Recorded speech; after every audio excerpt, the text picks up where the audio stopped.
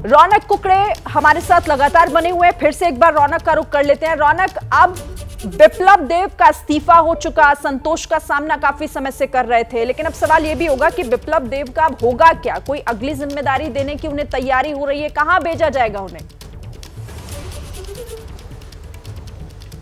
जी देखिए, निश्चित तौर पर शिरीन, जो सूत्रों के हवाले से खबर मिल रही है वो ये है कि उन्हें राज्य का बीजेपी का स्टेट प्रेसिडेंट जो है वो बनाया जा सकता है, जिम्मेदारी उनको दी जा सकती है, क्योंकि अभी तक ये जिम्मेदारी जो है वो डॉक्टर मानिक साहा के पास थी। इस तरह की खबर सामने निकल कर आ रही थी कि अब जब उन्हें मुख्यमंत्री नियुक्त कर दिया गया है, लगभग ये तय हो गया है कि वो मुख्यमंत्री बन जाएंगे, ऐसे में उनके पास जो जिम्मेदारी थी वो हो सकता है कि संगठन की जिम्मेदारी जो है वो बिप्लब देव के पास आ जाए। लेकिन फिलहाल इस पर कोई औपचारिक जो है वो किसी भी तरह की घोषणा अभी सामने निकल कर नहीं आई है। सूत्रों के हवाले से फिलहाल ये खबर हमें मिल रही है। जी, मानिक साहा को चुना जाना और जिस तरह से, क्योंकि अब उनके ऊपर जिम्मेदारी कहीं ज्यादा होगी।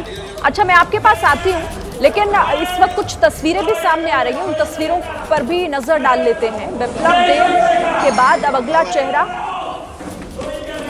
जो कि मानिक साहा के तौर पर सामने आया है, और जो विधायक दल की बैठक हुई, बताया जा रहा है उसी बैठक की तस्वीरें हैं, बीजेपी की बैठक की ये तस्वीरें, जिसके बाद ये तय हुआ कि आखिर कौन सा वो चेहरा होगा जिस पर एक फाइनल मोहर लगेगी।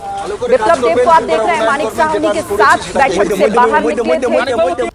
बिप्लब देव जो कि अब मुख्यमंत्री के तौर पर वो नहीं जाने जाएंगे, उन्होंने इस्तीफा दे दिया है। और काफी दिनों से जो ये उठापटक चल रही थी पार्टी के भीतर, जिस तरह से संभालना एक तरीके से मुश्किल हो रहा था, वो रास्ता निकला है मानिक साहा के तौर पर।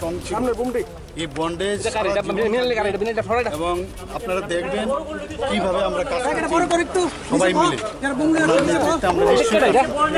স্যার, আপনার প্রতিক্রিয়া? পার্টি দায়িত্ব মুখ্যমন্ত্রী এবং আমার সভাপতি হিসাবে আমাদের কেমিস্ট্রি এত স্ট্রং ছিল। এই বন্ডেজ এবং আপনারা দেখবেন কিভাবে আমরা। चलिए मनोज्ञा का रुख कर लेते हैं। मनोज्ञा भी इस खबर पर लगातार हमारे साथ जुड़ी हुई हैं और उनकी नजर इस खबर पर बनी हुई है काफी बारीकी से। मनोज्ञा, क्या कुछ वहां से अपडेट मिल रहा है? ये तो साफ हो गया कि मानिक साहा के नाम पर मोहर लग गई है, क्या और वहां पर हलचल? देखिए, संगठन में आपस में ही इस समय भाजपा के कार्यकर्ता पार्टी दफ्तर के आसपास भिड़ रहे हैं। इसमें दो तरह के समर्थक हैं, पहले जो बिप्लब देव के समर्थक हैं, दूसरा मानिक साहा के। ये कहना है और ये आरोप लगा रहे हैं कुछ समर्थक ये कहकर कि जो उनका नाम बदला गया है या इस्तीफा लिया गया है वो दबाव में लिया गया है। ये आरोप है जो कुछ समर्थक लगा रहे हैं। वहीं पर और जिस तरह का माहौल क्रिएट हो रहा है वो अपने आप में, अब ये तस्वीरें कम से कम त्रिपुरा या फिर बीजेपी के बहुत कम राज्यों से मिलती हैं जहां पर इस्तीफा लिया जाए किसी मुख्यमंत्री का और इस तरह से समर्थक आपस में ही भिड़ जाएं। मानिक साहा अब अगले मुख्यमंत्री होंगे, जल्दी उनका शपथ ग्रहण भी होगा अगले 2 दिन के अंदर। लेकिन उसके साथ साथ ये विरोध प्रदर्शन और ये आपस की मतभेद और मुठभेड़, जिस पर हाल ही में आज ही अभी कुछ देर पहले तृणमूल कांग्रेस ने भी चुटकी लेते हुए कह दिया कि अगली सरकार बनाने का भरोसा नहीं था, इसलिए मुख्यमंत्री को ही बदल डाला। शांतनु सेन, तृणमूल कांग्रेस के सांसद, ने इस तरह से ट्वीट भी कर दिया है। लेकिन अब जिस तरह से ये आपस की मुठभेड़ है, ये हो सकता है आने वाले कुछ दिनों में सबसे पहले बीजेपी को फायर फाइटिंग करनी पड़ेगी। यानी इसका मतलब ये हुआ कि संकट अभी भी बीजेपी के लिए खत्म नहीं हुआ है, गुटबाजी अभी भी देखी जा रही है, लेकिन इसका असर आगे क्या होता है? मानिक साहा क्या सब कुछ संभालने में कामयाब होंगे? फिलहाल एक सवाल है। बहुत शुक्रिया आप सभी का हमारे साथ जुड़ने के लिए और इस बातचीत के लिए।